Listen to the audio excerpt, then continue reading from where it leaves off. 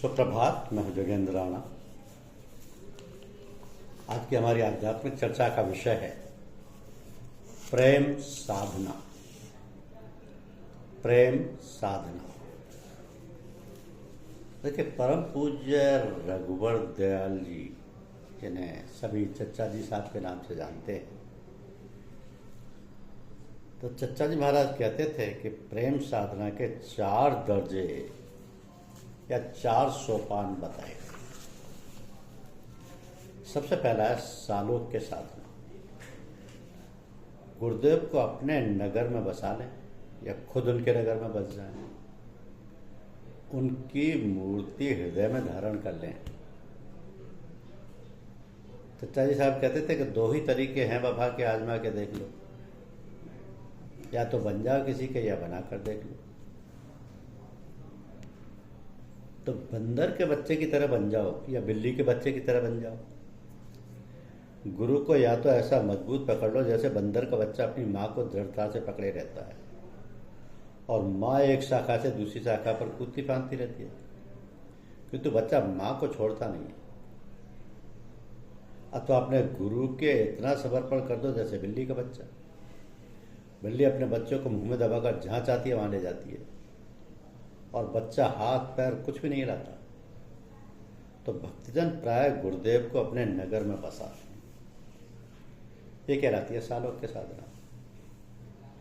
दूसरी साधना है सामीप्य साधना।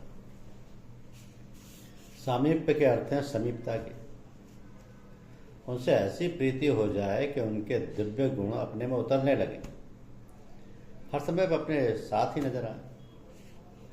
जित देखो तित श्याममयी है, दर दीवार दर्पण भय, जित देखूं तित तो है, कांकर पाथर ठेकरी भय आरसी बो। तो जैसे जैसे आप सामीप्य गुरु के जाएंगे, आपको गुरु ही गुरु भासेंगे। तीसरी है सारूप्य साधना। सारूप के मतलब तद्रूप हो जाए, ऐसा अभेद हो जाए कि भक्त की मूर्ति में और उनकी मूर्ति में बाहर ऐक्य ही भासने लगे। लोगों को कभी कभी धोखा भी होने लगे कि ये वही हैं। दूसरे लोग देखकर उनके गुरुदेव को याद करने लगे, अर्थात उनके बाहरी रंग भाव रंग रूप अपने में प्रकट हो कि श्याम श्याम रटत राधे आप श्याम भई, पूछत फिर अपनी सखियन से प्यारी कहाँ गई। वृंदावन बीथनी यमुना तट, श्री राधे राधे, चतुर सखी ये दशा देख के रही सकल मौन रसाधे। कि गरुई प्रीत कहा न करावे, क्यों ना होए गति ऐसी, क्या भगवान हित राम राय प्रभु, लगन लगे तो ऐसी। अपने इष्ट के, अपने प्रिय के सारूप्य हो गए। और चौथी है सायुज्य साधना। अभी सायुज्य साधना क्या है? जब जरा भी अंतर ना रह जाए, गुरुदेव और भक्त में अंदर और बाहर एक भाव आ गया हो, उनके और अपने बीच में कोई फर्क बाकी ना रहे, दूसरे जब याद दिलाएं तब याद आए और बातें सब वही हों जो गुरुदेव जी जानते हो। हर जाग के सुलती खेमाजत, हर जाग की सुलता खेमाजत, गोगाना माद नामरा। जहाँ बादशाह का खेमा लगता है वहाँ साधारण जनों की पहुंच नहीं होती। जब हृदय में सांसारिक ख्यालात ना हो तभी गुरुदेव को कोई हृदय में स्थान दे सकता है। तो सांसारिक ख्याल तो खत्म हो गए। अब ये जो साधना आप कर रहे हैं, इसी साधना से दर्शन होना। इस ब्रह्मपुर में यानी शरीर में ये सूक्ष्म कमलाकार महल है और जो इसमें अंतर्वर्ती आकाश है, उसके अंदर जो ब्रह्म स्थिति है वह अन्वेषण करने योग्य है, वही ऐसा जानने योग्य है। तो इस कार्य के लिए जो संयम किया जाता है उसे साधना या उपासना कहते हैं। अब उपासना का अर्थ पास बैठने का है। महर्षि दयानंद सरस्वती ने ऋग्वेद आदि भाष्य भूमिका में उपासना की विधि इस प्रकार लिखी है कि कंठ के नीचे दोनों स्तनों के बीच में और उदर के ऊपर जो हद देश है, जिसको ब्रह्मपुर अर्थात परमेश्वर का नगर कहते हैं, उसके बीच में जो गर्त है उसमें कमल के आकार का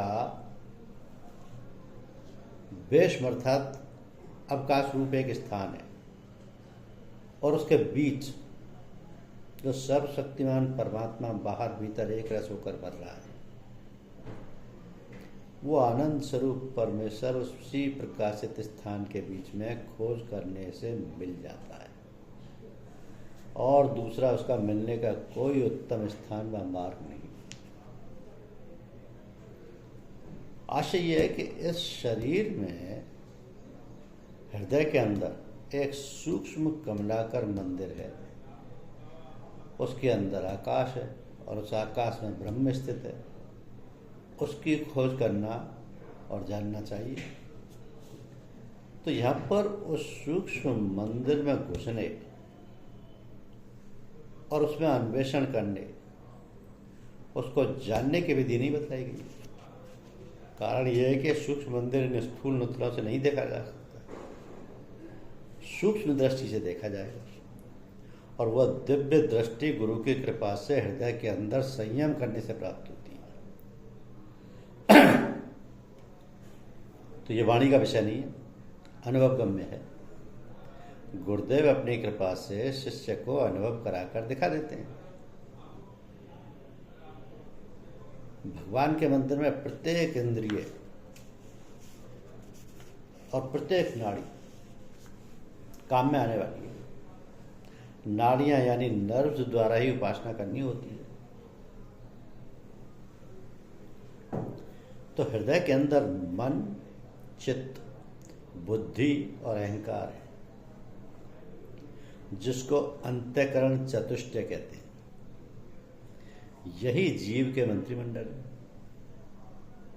हृदय के अंदर मन, चित्त, बुद्धि और अहंकार हैं, जिसको अंतःकरण चतुष्टय कहते हैं।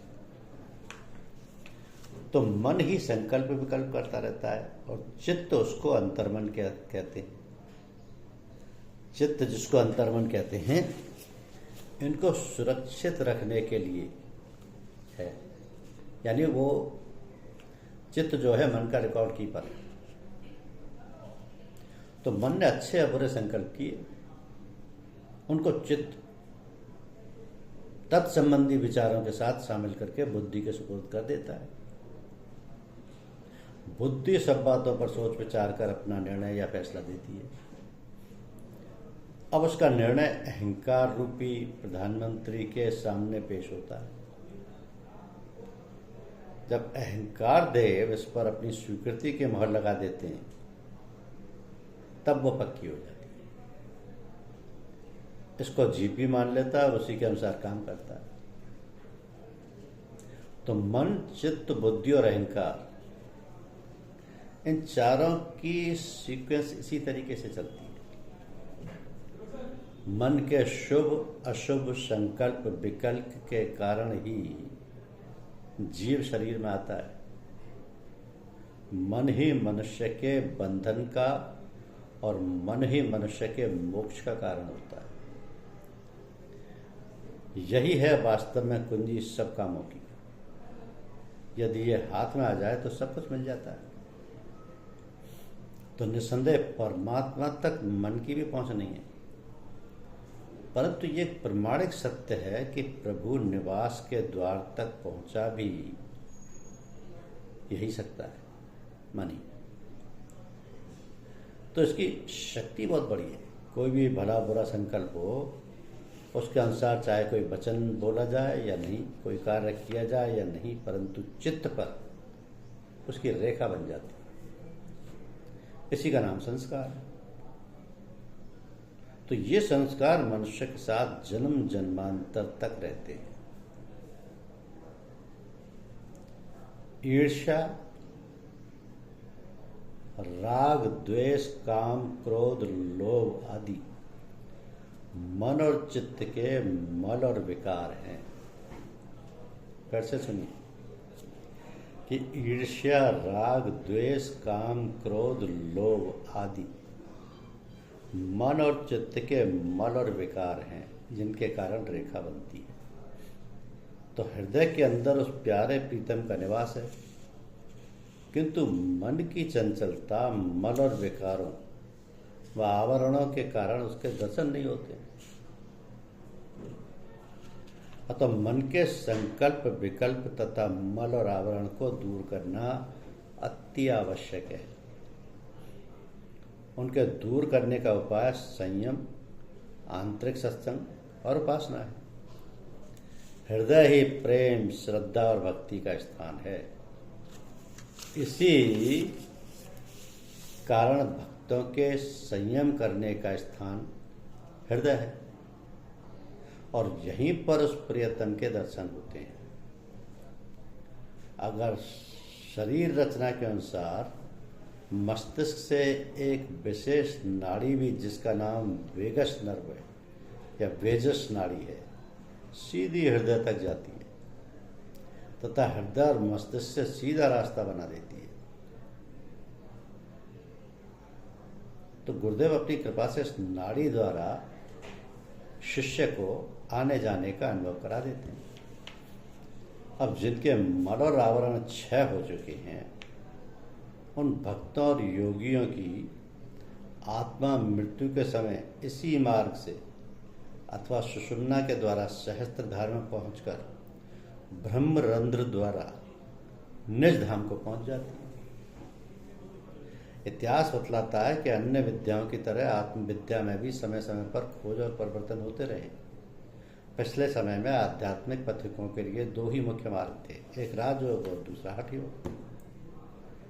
आगे चलकर राजयोग में दो शाखाएं हो गई, जिनका नाम शब्द योग और भक्ति योग है।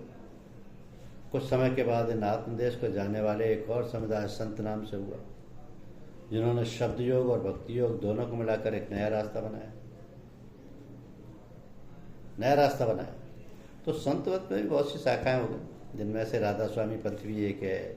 इन सब ने आज्ञा चक्र को ही पकड़ा, क्योंकि राजयोग में ये मुख्य केंद्र माना जाता है। हठयोगी अपना साधन मूलाधार या गुदा चक्र से शुरू करते हैं। राजयोगी दोनों बाहों के बीच में गुरु का ध्यान करते हैं और यहाँ से आरंभ करते हैं।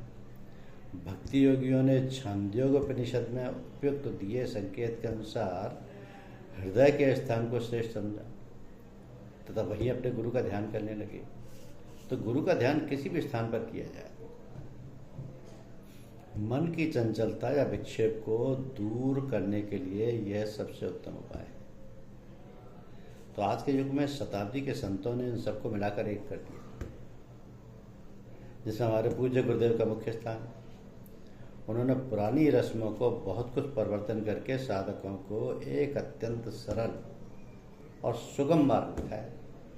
उन्होंने कहा, न चक्रों को वेदने की जरूरत है, न अनाहत शब्दों में अपने को अटकाने की जरूरत है। गुरुदेव से अपने प्रेम का संबंध दृढ़ करो, उनसे शक्ति खींचो और शक्ति के द्वारा हृदय के मल और आवरण को नष्ट कर डालो। तो साधकों का काम केवल शक्ति खींचना और अपने अंदर उसे भरना है, तो बाकी काम वो शक्ति अपने आप करेगी।